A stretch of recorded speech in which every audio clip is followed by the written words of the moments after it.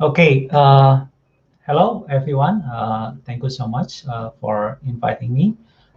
Very happy to be here and join with you all in India. Let me introduce myself. My name is Yohan Totting. You can call me Yohan. I'm a developer advocate at Google, work in the web developer relation team, and I'm based in Indonesia. Yeah, during this pandemic situation, uh, we are very sad we cannot join you in the event in person. So yeah, but I think this is okay. So thank you everyone to attending this event. So today I gonna correct a bit about the topic that was presented before. So today I'm gonna talk more about because the main topic is privacy and UX. So I gonna cover more about my topic title will be best practices for e-commerce in identity and payment. So if we trying to say this is about UX, we can say yes, but I'm gonna try this from the developer perspective. So when we talk about best practices in commerce and more focus on identity and payment, I'm not gonna cover the whole thing about identity management or about the payment. So it's more on the front end side, how we can build like the user interface that have best experience for our users. So let's start. So let's see about this first. So if we talk about e-commerce, I think the first thing we need to understand is about the user journey, or we call about e-commerce funnel. So basically, there are five mind steps here, but it could be longer than this. But I trying to set that as a basic funnel like this. So if you see whenever someone coming from social media, search engine, or anywhere, uh, they will land it into either your homepage or in the product page detail. So means they currently browsing the product, trying to understand about the product, and then they keep continue whenever they're interesting or thinking to buy something from your website. And once they decided to, oh, I'm gonna buy this stuff, so they will add the item into their cart. This page basically is more about the user thinking to buy your stuff. So it doesn't mean they really want to buy, but they're just thinking about it. So we're not gonna cover about this part, but we're gonna cover the last two, and we're gonna start from sign in, sign up. So why we gonna cover about this? I think it's super important because the user who end up in sign in, sign up, or the last two steps before they check out, for them it means they are the one to buy. So this is not about convincing your user to buy, but they are the one to buy, and means you need to help them make sure they can process, they can do whatever they want without any problem, so they can take the goal, which do the transaction in your website. So talking about the sign in, sign up, the I think the basic form could be something like this. And usually the user we ask to sign in the e-commerce, we ask to sign in just to make sure we can process for the faster transaction. Maybe we want to use the data from the previous transaction that they already have, that then we don't need to ask them to fill the form again, like a checkout form and everything. So that's why most of the e-commerce trying to ask the user sign up first or sign in first to able process this transaction faster.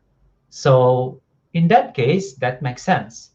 But if they never do any transaction in our website, do we even need them to sign up? Because it's not really make sense. Imagine like I want to buy things, and then you ask them to create an account. Means you ask them to create a password. You ask them to create and fill another form before able to do the transaction. Remember, the main goal, if we're talking about UX, the less friction, it will be better. So if we can remove the sign up process, I think that will be better. So just let them check out as a guest, and then later we can offer them to sign up if they want to create an account for the future transaction to be faster. So if they finish the transaction and we offer them like, hey, do you want to have a faster transaction for the future one? Maybe you want to sign up for us so we can use the data, we can store the data. But of course, to ever sign up, they need to secure the account. So the different methods we can use here. So we're gonna talk one by one. So the first one, the easiest one, is about Magic Link. So this one, we only need to ask the user about their email or their phone numbers. And then we just send them a link to their email or their phone number, and then provide them a link where they can click, and then they just sign in. So it's very easy because there is no way the user need to think about what kind of password I need to create. So they just need to click the link, and then they just sign in into their website. The second one, the federated identity, I think it's very common these days. We ask someone to sign up or sign in by connecting or authorize the account with their social account, or like, for example, like Google, Facebook, Twitter, GitHub, or any other else. But there's an issue about this. Imagine yourself, this happened quite often for me.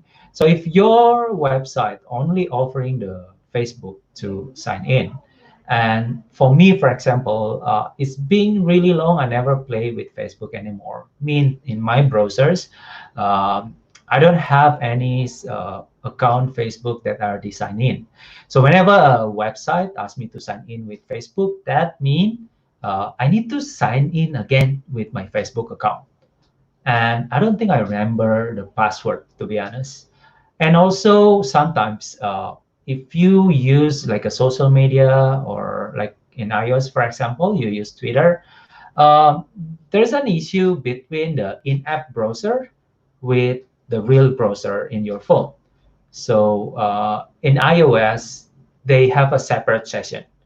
Means if you get into a website and then they ask you to sign in with one of these social media account, it means you need to sign in again with this account, because even you already signed in with that account in your browser, it doesn't mean you already signed in here, because the session is separate between in-app browser and the browser itself. And another one, the SMS OTP. I think this is quite popular in India and also in Indonesia, because a lot of people use their phone to access the internet. And it's really good also because here in iOS, they have a very good support. So once you send the OTP token to their phone, we can see the token directly on the keyboard. So we just need to tap that token, and then it will also fill the PIN input field in the website. So we don't need to switch to the SMS message. And also in Android, starting in the Chrome 83, we roll out already something called Web OTP. And I think if we see the difference between the iOS implementation and also the Web OTP, something that I really like about Web OTP, you don't need to input manually the token. You can use JavaScript to receive that token and then automatically put it into the PIN input field, and then automatically sign in the users. And I think this is very important. Sorry, the video is not looping.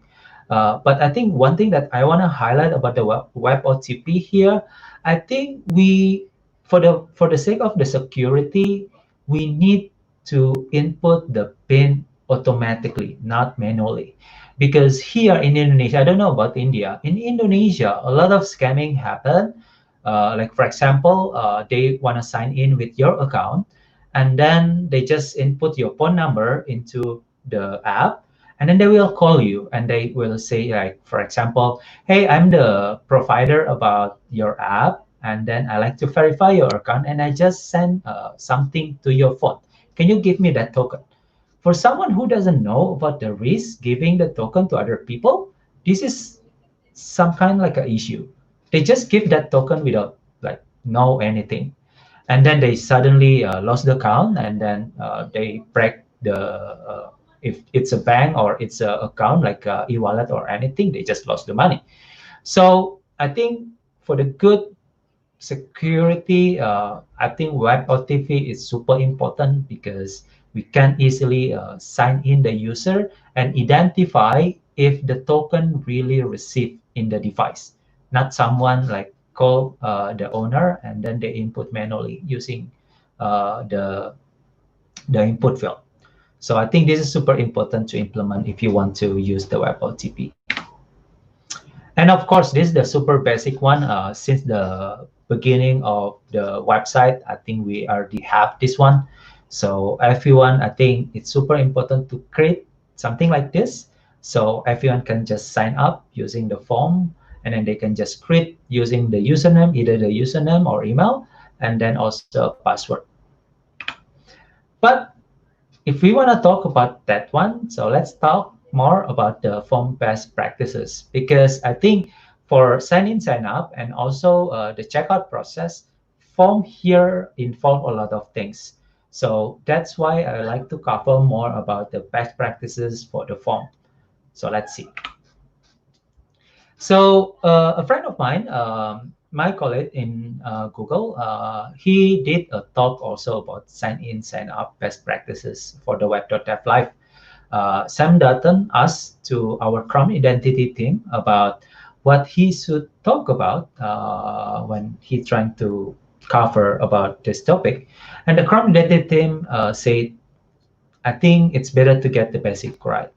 So that's why I try to cover about these things also about the form.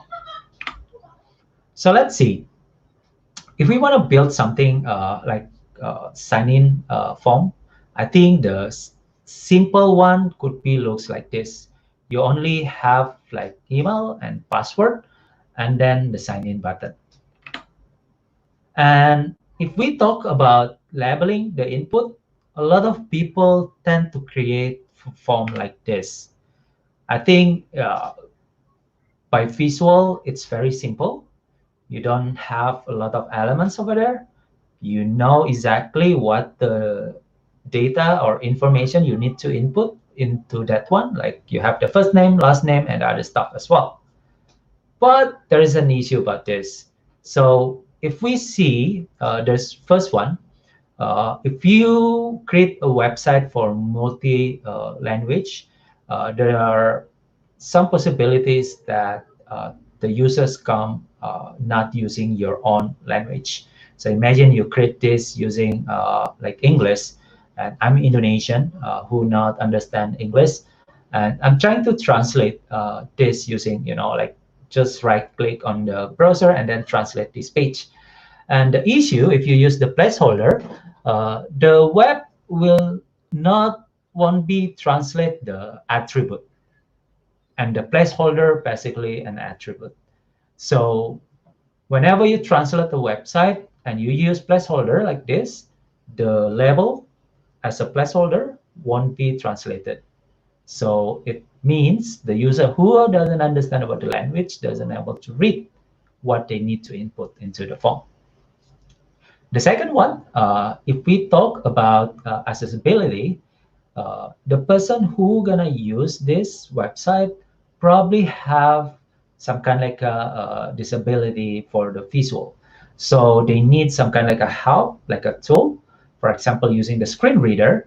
And if they use this kind of a placeholder for the attribute as a label, the screen reader won't be able to let the user know what actually the input need to be filled, because the screen reader rely on the label, not on the placeholder. So you need to be careful on using this placeholder. Make sure you use the label attribute. And another one that's really important, if you have some kind of like a mandatory format that you require for the users to fill in, for example, the birthday format, I don't think in Indonesia we use this kind of format. But imagine if I type the wrong format, and then after the 6 characters, I start to think like, did I input the right format? Is this the one that they asked before?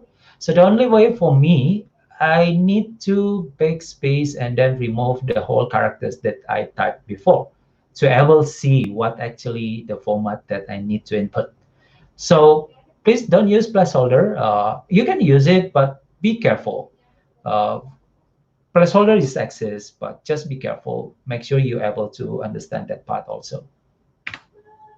So our best recommendation, basically just use the basic.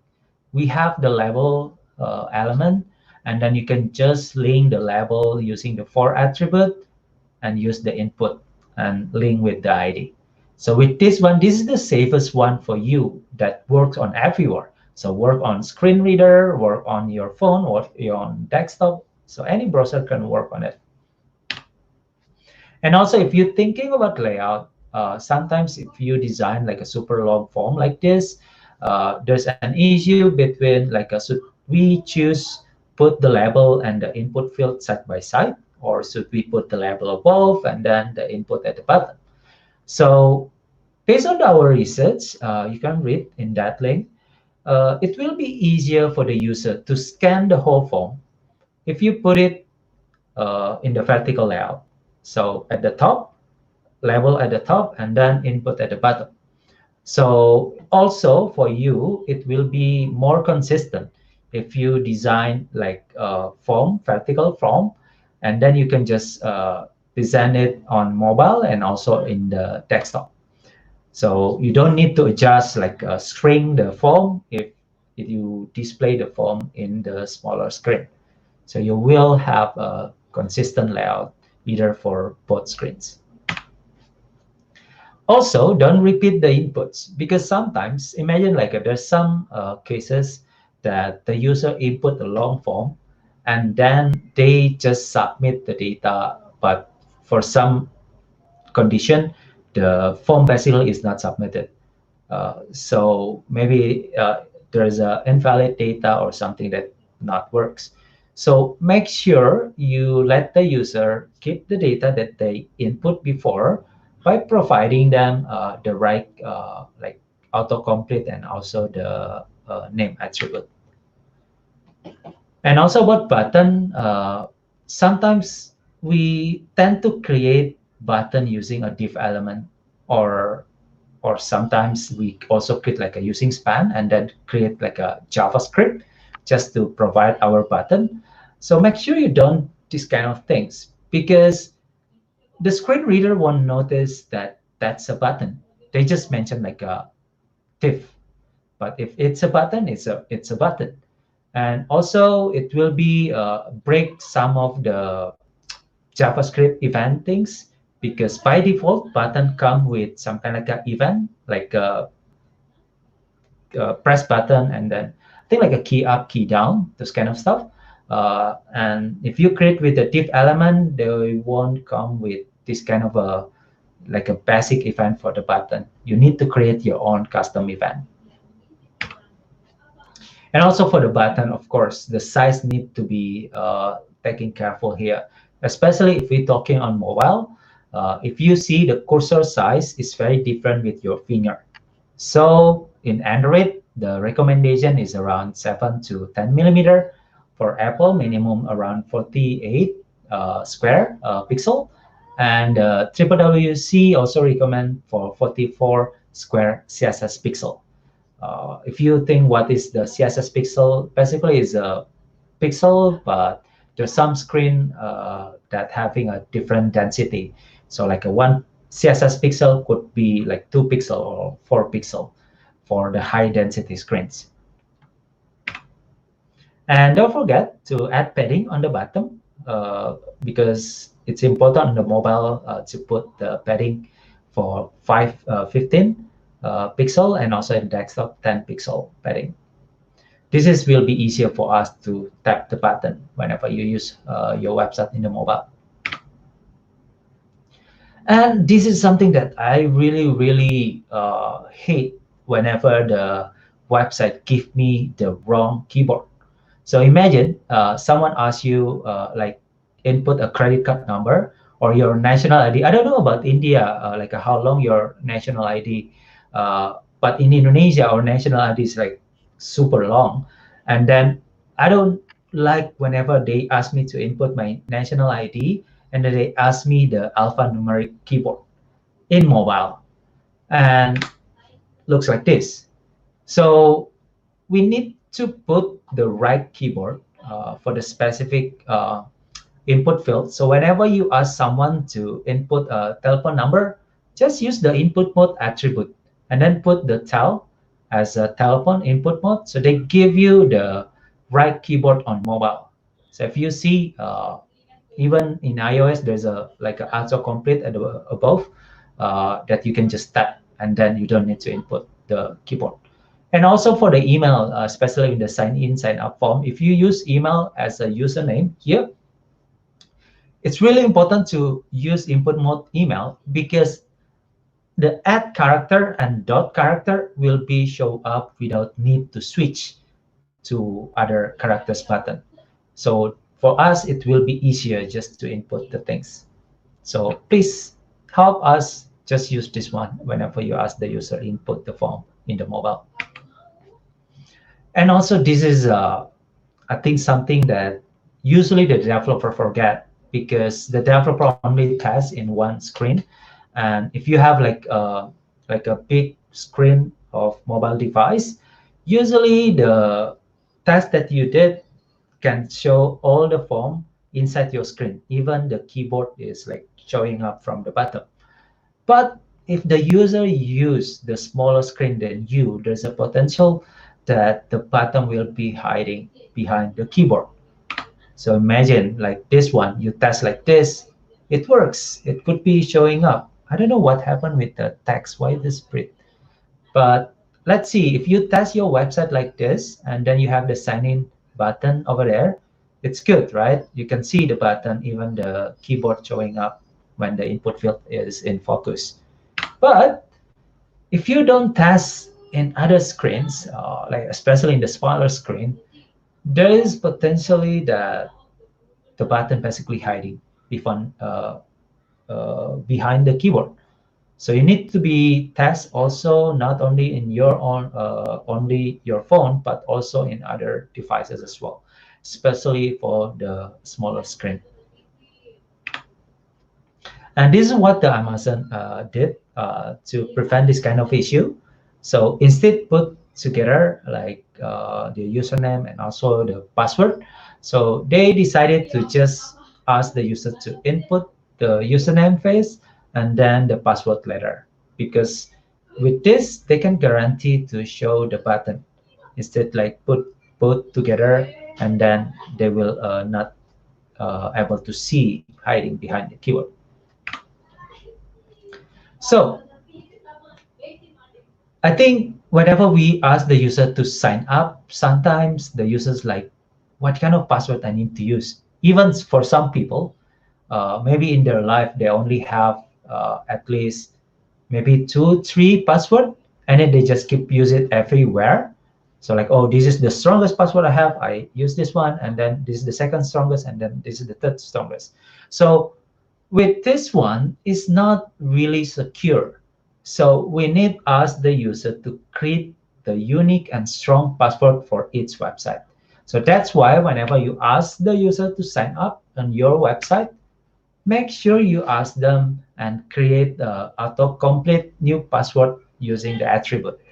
And using this way, the browser will ask the user to use the suggested strong password, and also the browser will automatically store this password inside the browser securely. So whenever later they come back, they can just like autofill this password and means it's unique in all website. You don't need to use reuse the password that you already have before. So use the autocomplete for the new password. And also help the users to not re-entering the data when they do like a checkout form or whatever. Remember, e-commerce is also always the same in all the website. whenever you do transaction in a website, they will ask you for the shipping address, and also they will ask you the payment info. And those data basically same no matter what kind of website you will do the transaction. So make sure you put the autocomplete so the browser can use the previous data that they store already in the browser, and then just autofill the form that you already have. So though they don't need to like fill like a payment data and shipping data, which is quite long, and then they just do the autofill and then just continue the transaction. And also, if you use the email as a username, just use the autocomplete. Even the type is email, you can just use the autocomplete as a username. Then the browser will use that field as a username that the store already together with your password. And then once you choose that one, basically the form will be filled with the username and password that are already stored before. But you need to be careful here. So for the password, there is a difference between sign up form and the sign in form. So remember, for the sign up form, we use new password. But for this one, remember, use the current password. Because if you use the previous one, it will be suggest another strong password. And it's not make sense, right? You're trying to sign in. Why you ask again to use another password? And sometimes the user forget about this. So these days, I think it's very common. So if you store the password inside your browser, inside Chrome or iOS or Safari or whatever, means you already use the password manager to manage your password. And also some people prefer to use like a third-party password manager like this one, LastPass, one of my favorite. You need to make sure your form also able to work with this third party. For example, this is I did a survey on Twitter like a couple of days ago. Maybe this is only for Indonesia, but I believe this is could be similar in India. So I asked everyone if they already use the password manager to manage the password, and almost half of them already use this thing. So means it's super important. Make sure the password manager is work with your form, because I really hate this thing. So this is a Starbucks website for Indonesia. I put a lot of money in my account because in Indonesia there's a wallet that you can use, and then you can just scan your account in the Starbucks coffee shop, and then the money will be deduct from your e-wallet account. And of course, they have like rewards and also some discount if you use the Starbucks account. But then I use the password manager for this, and sometimes the password manager didn't work with the autofill or autocomplete with the sign-in form. And then I decided, okay, you cannot autofill my sign-in form, means I will copy and paste from my password manager into the password field. But maybe this is not that big, but if you see the words over there, basically it's not allow me to copy paste for the sake of security. But I think this is just a quick fix, but they not understand about the user really cannot use this kind of thing if they trying to copy paste from password manager. And imagine if you like type the strong password, the long strong password, and keep back and forth between your password manager into this one. That is not very convenient. So please don't do this. Allow us to copy and paste into your website, for especially for the sign-in. And please help save the user for missing inputs.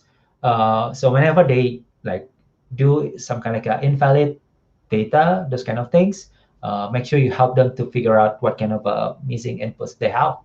So for example, for the password, sometimes we just sign in and then it's just like, oh, incorrect password. And the user think, I think I already input the right one. So you need to provide them also the button to show password. And I think it's very easy to do this kind of things. You just need to change the type of the password using the type attribute, switch from password to text. So if you do this, then the password basically will show as a string. But then if you want to hide it again, you just need to switch back to the type password attribute. So it's super easy if you want to build this kind of thing. But I think sometimes one thing that you need to remember, especially in here, usually the LastPass button, uh, I think sometimes they just like overlay each other with the show password button. So be careful, test first with the password manager. Basically, they not overlay each other if you put your show password button. And also, if you ask the user do something like a client validation, let the user know whenever they input the data. If they input the wrong data into the form, please let them know as early as possible. Don't remind them whenever they already submit the button and then you tell them, oh, this is a wrong inputs. Please correct this, this, and this. I think it will be faster if they just type the data and then you do something like a client validation and then you just remind them that warn them that this is a wrong one. They need to fix. And it's very easy. If you use there, this is how you can tell the user about what the minimum requirement for the password that you need to use. So the user will know if this is the format that they need to input. And if you want to warn the user if they provide the invalid input, we can easily use this kind of attributes. So if you use this kind of attributes, you can use client validation without JavaScript. And then use the CSS just to let the user which input field that has the invalid values. And just as simple like this. So if you combine that attributes together with this invalid CSS, you can provide really good warning for the users. Looks like this. So very easy without JavaScript, and then work everywhere, including in the screen reader. So please use this one as the basic for the client validation. And also, as we mentioned before, whenever we suggest the user to create the strong password, the browser basically will use that password and then store it inside the browser. So sometimes there's some kind of like a transaction we like to ask for the user, like just to verify if they actually a real user, especially for very sensitive step. Let's say for pay the transaction. So imagine you just keep sign in the user, and then we not really know if the person that do the transaction actually the real user that own the account. So we need to ask them again to re-authenticate the user just to make sure that the user actually is the same person. So if we're talking about re-authentication and we talk about the password things, there are three things that usually we use. So what you know, usually it's the password, and what you have, it's about the phone. What you are, usually something that belongs to you, like your fingerprint or your face. And if you want to re-authenticate the user, like verify the user is the real person that own the account, you can use your phone and your biometric account. And because usually the phone and the biometric account is like linked together when you create the account inside the phone. So this means the user doesn't need to like remember the password and then re-input the password. They can just like scan the fingerprint and then they can just verify their account. And also, don't forget, if you create account using like a simple way, like a web OTP or maybe the magic link, it means they are the create one step to secure the account. But it's not enough. If you want to store like a sensitive data, for example, contact, and then also the payment, make sure you ask them to secure their account. Because as you know, in Indonesia, there's a lot of issue about the identity. One of big e-commerce in Indonesia just had the incident where all 200 million users leak on the internet. And I think it's super important to secure the account whenever you store very sensitive data like a payment one. So use the two-factor authentication. And usually, of course, you already have the password that you know, and ask the user also to provide another secure layer. And sometimes it could be the phone. Like, for example, you enable the OTP whenever someone sign into your account with the password, you will ask them to verify if they have the phone that they already used before. And then you send the OTP, or like in Google, you just need to verify using the Google account if you install the Gmail. And this will secure at least two verification happen whenever someone get into your account. And if they don't have access to another secure layer like your phone, means your account still secure. So please do this whenever you have sensitive data in your website, like a payment, for example. For more secure things, you can use this kind of a security key for enterprise support. So just check these things because very simple. Once you sign in, you can just like touch the security key, and then it means you verify with the two-factor authentication. So you still have like two-layer protection for your account.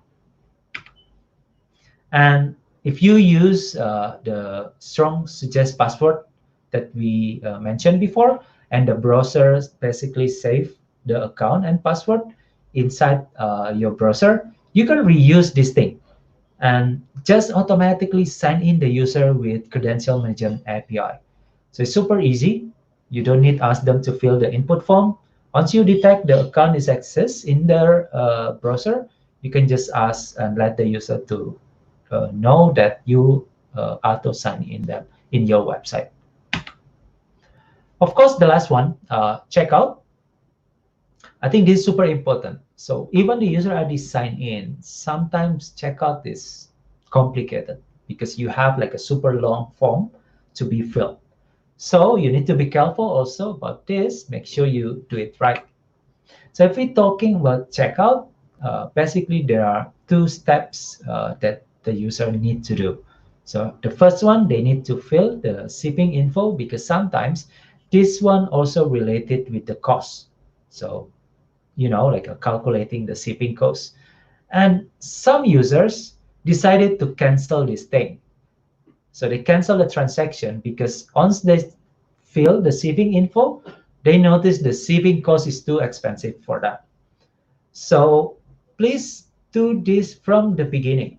So for example, in the product page detail, you can actually detect the location of the user if they already signed in.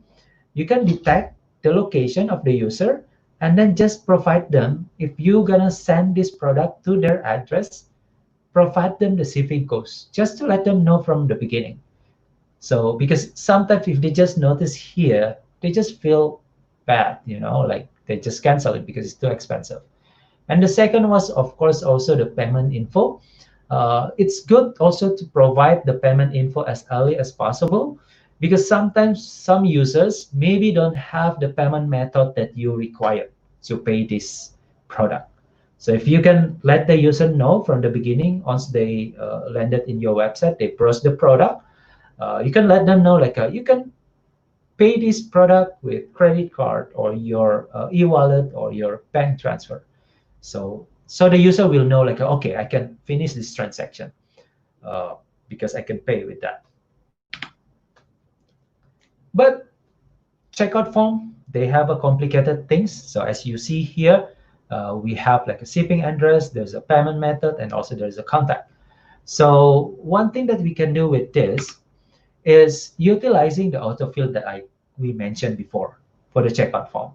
So if you use the autocomplete attribute, the browser will help you to autofill the checkout form. So your user don't need to input each of the field on your form, and it will be faster for them to finish the transaction. But be careful about this one. There's an issue I saw on the Twitter when I trying to research about these things. So I think Goku was mentioned, one of the India GDE was mentioned about this when he saw on the Twitter people mention about this issue. So basically, the issue about the autocomplete attribute basically overlay with the drop-down menu that we have there. So I will fix this kind of things. Please, you can do like this. So instead providing the drop-down with the JavaScript or whatever framework or library you are using, please test it. If not, please do like this. This is the basic way if you want to do the autocomplete or drop down things. Provide the data list and then just provide the list attribute into the input field. So it will so the browser know that you have a drop down and also you want to have autocomplete.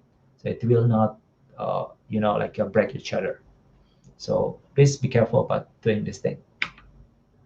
And also, I really like with the credit card autocomplete, because imagine you need to input those data, but now we have our credit card data securely stored inside the browser. So we can just like select the credit card if you use the proper autocomplete attribute over there, and then we have all the data there already. And usually we only ask the user to input the three security number, CVC things. So, and this is very helpful to finish the transaction.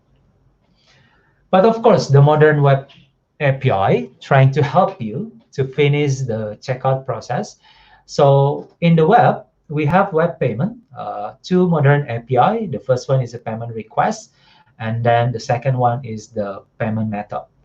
So payment request basically to help you replace the traditional checkout form. So the one that you are having before will be able to enhance with payment request API, because the data that the user input will be stored inside the browser. So whenever you request for the checkout form using the payment request API, they don't need to input any data anymore. They just need to select which data they need to use. Like, for example, oh, I like to ship the product into this address, and then I like to use this payment method. So using this one, it will be easy because, again, they just need to authorize, confirm the transaction. And the second one, the payment method, I think if you create some kind of like a checkout or payment page, usually the traditional way we use is redirect the user to the page and then finish the transaction over there. Sometimes the redirection is not successfully happen, and then you just stop there, and then you just like refresh or get back and whatever. But the payment method will be helpful because it will use the browser dialog, native dialog like this. It will be showing up from the button, open your payment page, and then you just need to finish the transaction, and then done. You get back to your website. And you can handle the success payment event. So if you wanna like show the things like before, like payment accepted, so you can just handle using the event of this payment request API. So please use this, the web payment API. There is a talk from AG about what's new on the web payment. Please check about that. A lot of new updates, like for example, if you only selling digital goods, you can use this one. Also, there's a new feature like a payment handler already supported.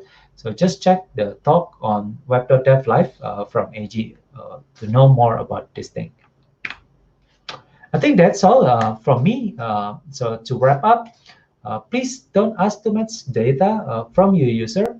So whenever you ask them to sign up, just ask username, password, and that's it. You can ask more data later once the user finishes the transaction. And then use the input attributes more because it provides a lot of functionality like autocomplete, input mode, and those kind of stuff to help the user input your form easily. And also please use the semantic HTML because it will help the accessibility of your form. It will provide also easy access for the people with disability. So please taking care your basic form with that. And also don't let the user keep the input the same information by utilizing the autocomplete, or maybe you want to use the modern payment API like a payment request and also the payment handler. So the user don't need to input the same data again and again. And I think that's all from me. Thank you so much for listening. And then I giving back to the moderator.